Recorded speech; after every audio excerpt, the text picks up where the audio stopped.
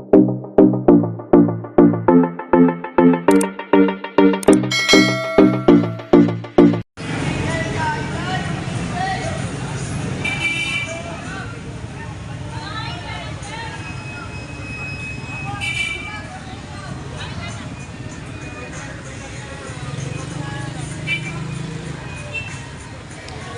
so isang magandang umaga po sa ating lahat. Tayo po ay nandirito pong muli sa Malabon Fish Market para sa mga panibago pong update, no? So nag-update po tayo kahapon dito ng oras ng mga 6:07 PM. So hapon sinubukan natin na mag-update at nakita naman po natin yung kanilang mga latag ng isda, no? So yung mga bangus na ating napansin at nakita ay napakamura. So 60 pesos at 70 pesos talaga nga naman ay bagsak presyo sa pwestuhan ni Boy Bangus at kay Boy Putik ganun din, no? Ang bentahan niya 80, 90, 100 pesos na mga kada piraso din ng mga bangus dagupan. So samahan niyo pong muli si Boss Lando Explorer. So tara, let's go.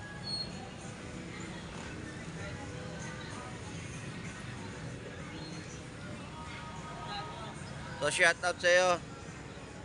Let's go. Ito yung mga bangus na banyera, oh. Yun yung mga ilalatag pa lamang dito, no, sa kanilang mga pwestuhan at malalaki.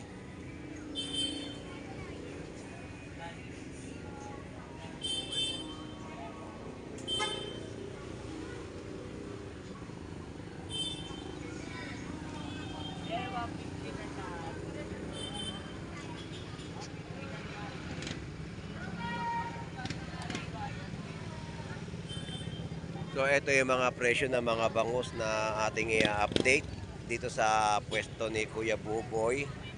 Ito yung mga presyo.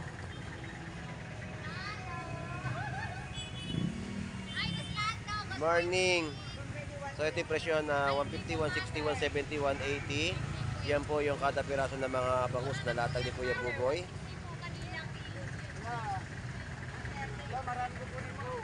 At ito naman po yung mga latag dito, no? Dalagang bukid sa halagang 100 pesos na tumpukan. At presyo ng latag ni Ate Pam dito, ito yung 150, tumpukan po ng mga bangus, pandaing. Shout out sa iyo, Ate Pam, good morning. Ayun, shoutout sa mga followers na sumusubaybay sa vlog ni Ate Pam sa Malabon Fish Market. So ayan po yung mga... At nagbebenta rin po siya dito ng mga panindang bangus, no? I love you all! I love you sa mga buzzer ko dyan. Yun. I love you all, no? Kasama talaga yun. Tuloy na lang yung pambabash. At doon tayo kikita.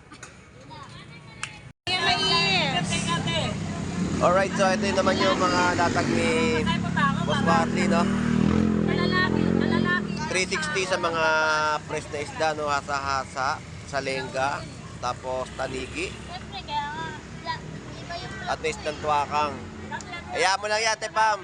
Kadala mo na lang ako ng pamasahe. Oo, hindi na ako magbablog. Gusto ano ako, nagtuto. Magagandang pusit, 440 sa mga pusit lumot. Naglalagay na sila. Wala daw buhay. At wala akong pamasahe, baka meron. Baka mayaman siya, pwede na siguro kamo. Bigyan na lang tayo ng pera. Para hindi na tayo mahirapan mag-vlog. Press na pingsan mo, no? Ayun ang mga presyo po dito ng patalay at ng barakuda. Dito sa Salmon. Pingsan mo daw. Maslan daw. Nagkepos, tungkol kanina yan, apat ang piraso na. Pwede na. Ang bilis, ha? Tuloy-tuloy mo lang. Hayaan mo siya. Doon siya masaya, eh. So yan po yung update natin sa mga latag ni Boss Warley sa Malabon. Boss Warley, magkano dito sa pusit mo? Ito po. 450? Oh, yan. 340. So yun yung presyo ng pusit ni Boss Warley. Ito, masarap tong pusit na to, ha. Itlogan po yan, ha. Nakabili ako kay Boss Warley yan. napakasarap yung adobo. Okay lang, 130 na lang. Kasi 450, 350 yung maliit. Ate Pam, salamat. Ikot na ako. Alright, so ito naman yung mga latag dito ng mga bangus. Kada piraso rin. Ang mga presyohan ay ganito. 150 isang piraso, 170. At meron din po tayo 200 pesos.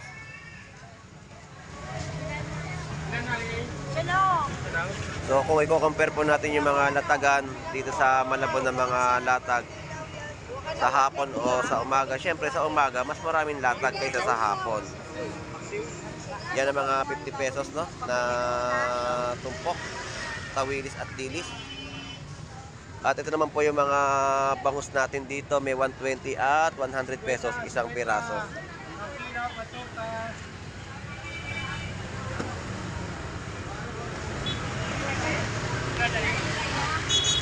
At ito naman po yung mga tumpukan dito ng hitong dagat, 50 pesos tumpukan.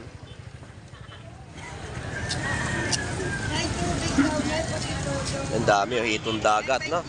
At mga kabase, tunsoy, at mga pang meatballs, buwan-buwan at bitbit. Yan ay masarap na meatballs. Alright, so yan po yung mga ina-update natin sa mga latagan dito sa Malabon Fish Market. At ang ibang pwesto ay walang mga gaanong latag. Good morning. Idol. Ay. Namimili ka ng sangkalan, ha? Uwi ka na? Wala ba tubig ng palit? Wala na? Ito ka ba muwi ng palit? Ay, busong ka na ba? Wala ba tubig doon? Natuyo na. Ng palit, lagi always naman yun eh. Lalo sa amin, sa Damson. Sa looban namin, may tubig dito. Oh. Sige, ingat, ingat. So, ito po yung mga tumpukan po ng mga tilapia, 100 pesos tumpukan. At mga isdang tiyabeta natin, 100 pesos tumpok. So kaya tayo nag-update dito, no, para makita natin kung ano na yung mga latag ngayon na pagkatapos ng maulan na panahon.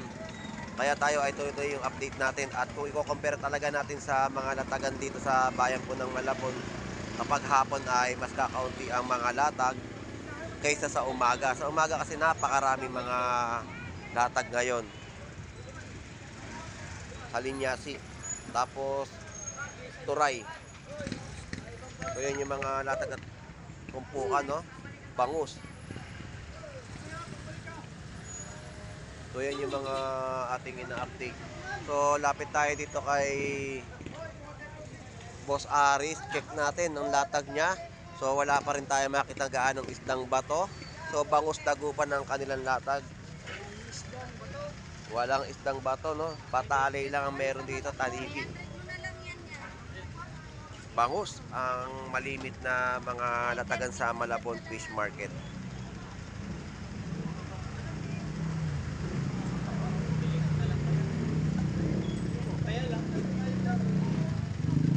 Yan ang mga latag nila Boss Aris. Na Boss Aris, magkano ngayon yung bangus tagupan mo? At 220, lalaki, no? May higit 1 kilo. O baka 1 kalahating kilo pa isang piraso nito. Yan ang mga bentahan nila ngayon sa Malabon. Boss Aris, salamat. Thank you. Shoutout, Pogi. Walang isdang bato tayo makita ngayon, kundi puro bangus. Pagkatapos ng mga bagyuan o habagat. Dito naman tayo kay Nanay Noemi naman. Sa mga latag niya ng bangus. Nanay Noemi, good morning po. At ang mga bangus talaga, mga latag. Anong page mo po? Boss Lando Explorer. Ito naman po yung isang piraso, 80, no? Ito, tumpok na to, Nanay Noemi. Dalawa, 150 po yan. Walang isda nga po, puro bangus. Yan, galing pang market ko yung bangus ni Brenda. Ganda nga ng bangus, oh. Lalaki. Malalaki ngayon yung mga labas ng bangus. Diyan naman sa loob, kulang 2 kilo ang isa. Kanina dito kay... Kay Imelda. Ang mahal. Tsaka ang isdang bato, wala talagang makalaot ngayon. Gawa ng pagkatapos ng habagat, pahinga muna. Ngayon pa na mag-aaryahan. Pagdating na naman ng linggo nito. Alright, so ito naman ang mga bentahan dito. Ganito rin po yung mga bangus pa rin po ang ating nakita. So shoutout po to Nestor. Mga latag niya 100 pesos na mga... Lewas na ang bagyo! Meron pa may habagat pa din eh. Mabagat pa. Oo, Sandal lang, sandal. mura to, 100 pesos. Ah, Fresh na bilong-bilong. waray. 3-4. Yan ang mga kada piraso ng bangus na malalaki sa Malabon. Isang kilo, 160. Depende sa laki, depende sa kalaki. Isang kilo naman, Anim pito kasi bumili ako na nakaraan doon sa baba. Kung walang tinda rito, 6 na piraso. Ganyan kalaki. Bali 5 piraso lang 1 kilo. Hop, hop. Mura-mura na to sa ano. Gagawin isa. Ayan oh. Alright, yan ang mga bilong-bilong. 100 pesos sa mga tumpok. At dito na tayo. Bumabaha talaga ng mga bangus ngayon sa Malabon. No? Ayan po yung 130 bangus. At 100 pesos isang piraso. At tumpukan po ng mga galunggong 100 pesos tumpok.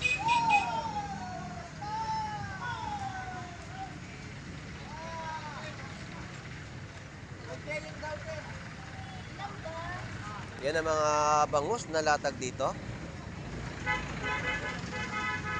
At ito naman po yung mga latag dito. 150 ang mga per kilo ng tulingan. Tulingin.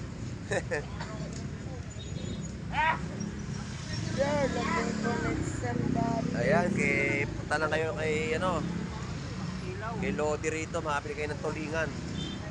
At balat natin dito ay 150. Iyan po yung mga per kilo. Alright. So sa ating mga tawilis o tunsoy, 50 pesos mga tumpukan. At ang bangus ni Kabugwis ngayon dito sa Malabon Fish Market ay 100 pesos. Iyan po ang isang peraso. Yan natin yung bangus dagat po yan ha. At 100 pesos isang piraso at 50 pesos mga tumpukan no? Ng mga latag dito ng isdang tunsoy.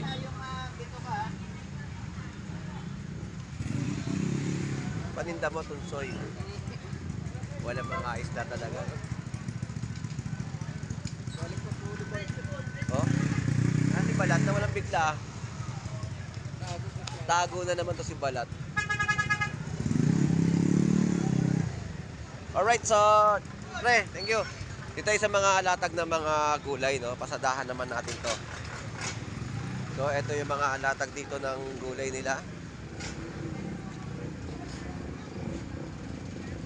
Ang ganda ng mga sibuyas, kamatis natin, bawang. Oh. Yan po yung mga kadabalot na inyong mapipili sa Malabon. Shout out at busy-busy ka na naman. Parang kahapon lang tayo nagkita. Ayan ang mga latag ng gulay dito sa murang halaga, 50 pesos at 20 pesos. Itong kahabaan na ating binablog dito sa bayan po ng Malabon Fish Market. 20 pesos sa mga latagan at 50 pesos.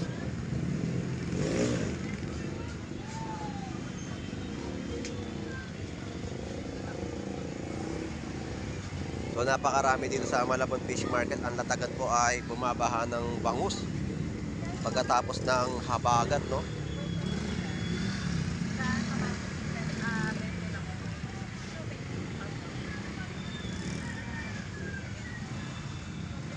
Ito naman paninda ni Nanay Cherry.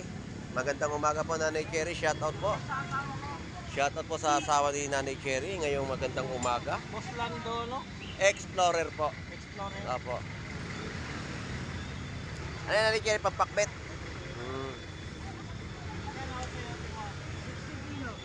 Ay, mga presyo nang dito ng 60 pesos. Sayote, Nanay Cherry, salamat po.